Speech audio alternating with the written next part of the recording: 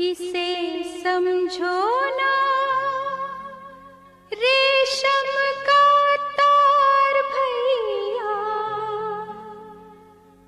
मेरी राखी का मतलब है प्यार भैया। नमस्कार बच्चों, आप सभी को रक्षाबंधन पर्व की ढेर सारी शुभकामना। आशा करती हूँ कि आप सब स्वस्थ होंगे, सुरक्षित होंगे। जैसा कि आप सब जानते हैं कि हमारे देश को त्योहारों का देश कहा जाता है। इसमें पूरे वर्ष भर त्योहारों की धूम मची रहती है, लेकिन इन सभी त्योहारों में जो रक्षाबंधन का पर्व है उसका विशेष महत्व है।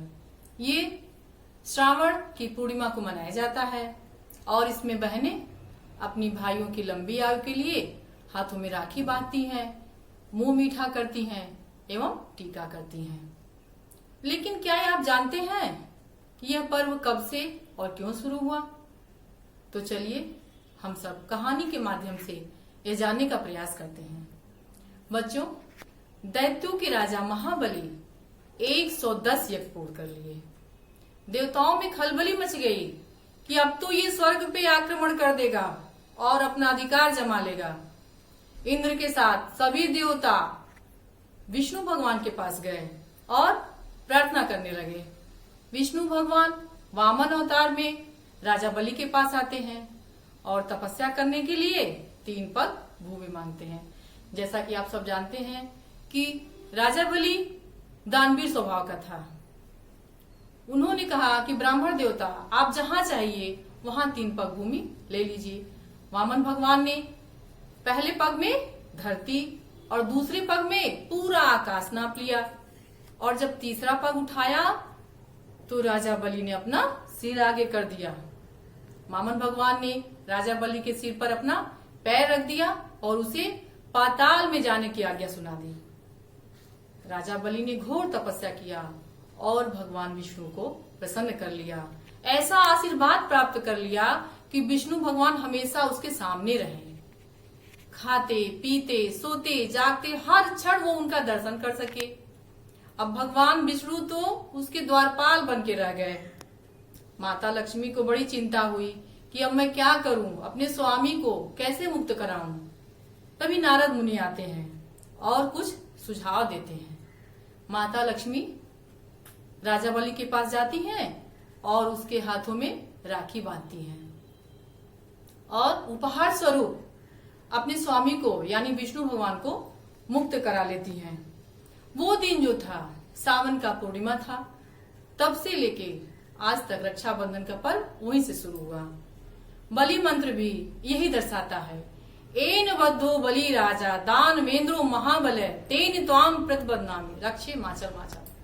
अर्थात जिस रक्षा सूत्र एवं मंत्र के द्वारा महाबली जैसे शक्तिशाली राजा को बांध लिया गया, मैं भी उसी रक्षा सूत्र और मंत्र से तुम्हें बांधता हूँ। दूसरी कथा में द्वापर युग में श्री कृष्ण जी की चाची श्रुति देवी, उनका एक विकृत बालक शिशुपाल उनको उत्पन्न होता है। लोग कहते थे कि ये बालक जिसके हाथ से, जिसके स्पर्श के द्वारा ये स्वस्थ होगा, ठीक होगा, उसी के हाथों उसका वध भी होगा, वो मृत्यु को प्राप्त करेगा। एक दिन कृष्ण भगवान अपनी चाची के पास जाते हैं तो उनकी चाची वह बालक कृष्ण जी की गोद में दे देती हैं। बालक जैसे श्री कृष्ण जी की गोद में आता है बिल्कुल स्वस्थ हो जाता है और हंसने लगता है। चाची तो एकदम प्रसन्न हो जाती हैं कि अरे वाह, मेरा बालक तो स्वस्थ हो गया। लेकिन साथ साथ उनको चिंता भी होने लगती है कि अब ये लग रहा है कि श्री कृष्ण के हाथों ही इसकी मृत्यु होगी। वह श्री कृष्ण से उसकी रक्षा का वचन ले लेती हैं कि तुम इसके सारे अपराधों को क्षमा करोगे।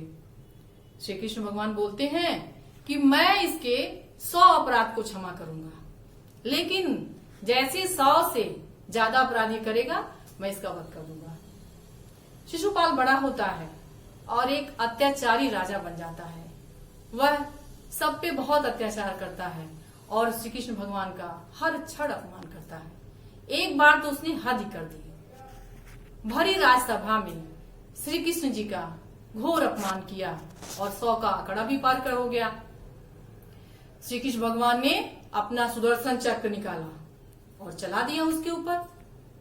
इस तरह शिशुपाल का वध हो गया। सुदर्शन चक्र चलाते समय श्री कृष्ण जी के हाथों में चोट लग गया और हाथों से टप टप खून गिरने लगा। सभी लोग देखने लगे इधर उधर कि इनके हाथों में क्या बांधा जाए। पास में द्रौपदी जी बैठी थीं।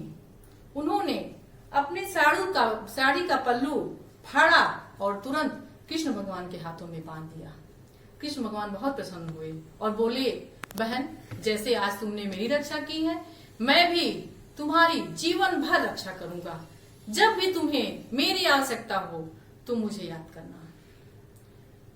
आप सब टीवी सीरियल में महाभारत का सीरियल देखे होंगे। उसमें कौरव और पांडव के बीच में चौपड़ का खेल होता है। उस चौपड़ के खेल में युधिष्ठिर सब कुछ हार जाते हैं, अपने भाइयों को, अपना पूरा राजपाट और यहाँ तक कि द्रौपदी को भी दांव पे लगा देते हैं और द्रौपदी को भी हार जाते हैं। जब द्रौपदी को हार जाते हैं तो दुर्योधन तो आप जानते ही बहुत अत्याचारी था वो।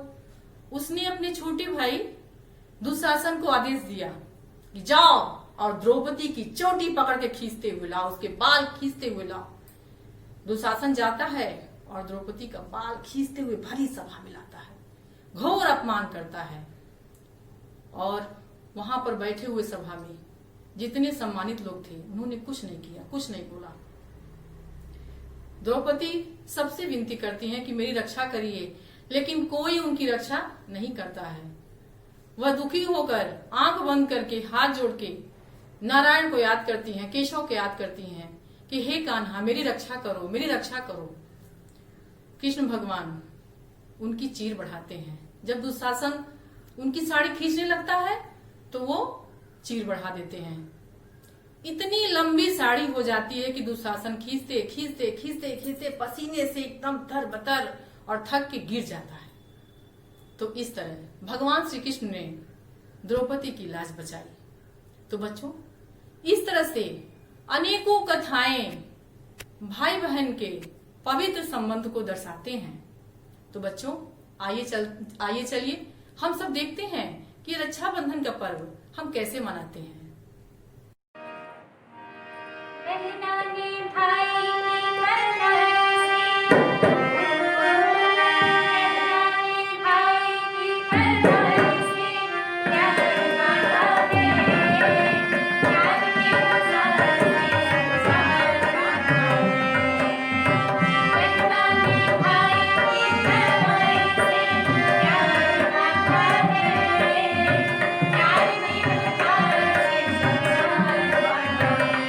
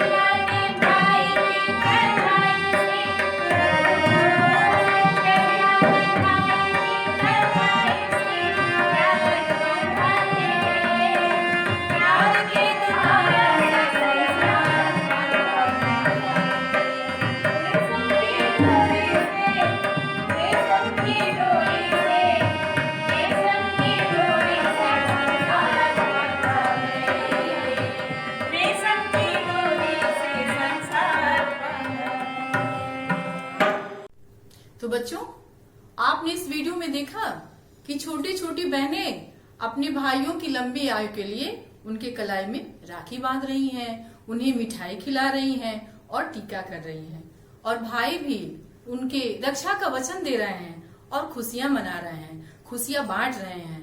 तो बच्चों, आप सब भी अपने घरों में सुरक्षित रहते हुए इस रक्षाबंधन के पर्व को पूरे हर्षोल्लास के साथ मनाइएगा एवं खुशियां बांटिएगा। तो अंत में पुनः एक बार रक्षाबंधन पर्व की ढेर सारी शुभकामना देते हुए मैं अपनी बात समाप्त करती हूँ। हैप्पी रक्षाबंधन। का मतलब है प्यार भैया, इसे समझो।